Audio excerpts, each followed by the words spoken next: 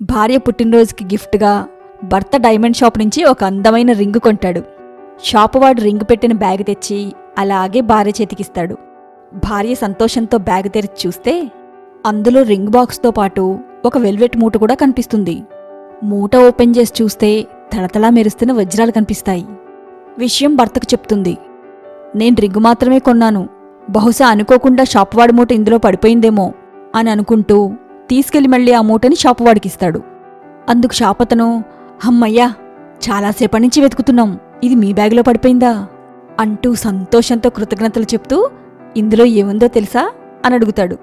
తెలుసు, ఖరీదైన వజ్రాలున్నాయి అని వ్యక్తి అంటాడు.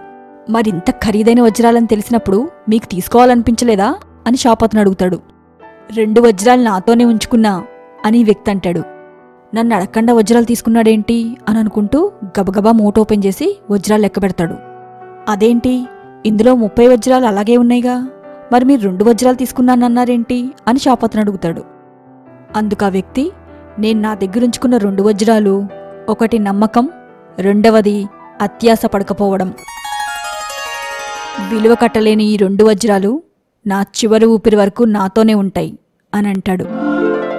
ఆ వ్యక్తి అన్న మాటలు విన్న షాపతను, అయ్యో, అనవసరంగా అనుమానంతో వజ్రాలు లెక్కబెట్టా అని చిన్నబోవటమే కాకుండా ఆ వ్యక్తికి తన తల్లిదండ్రులు నేర్పిన సంస్కారం ఎంత గొప్పదో అనుకుంటూ సంతోషపడతాడు.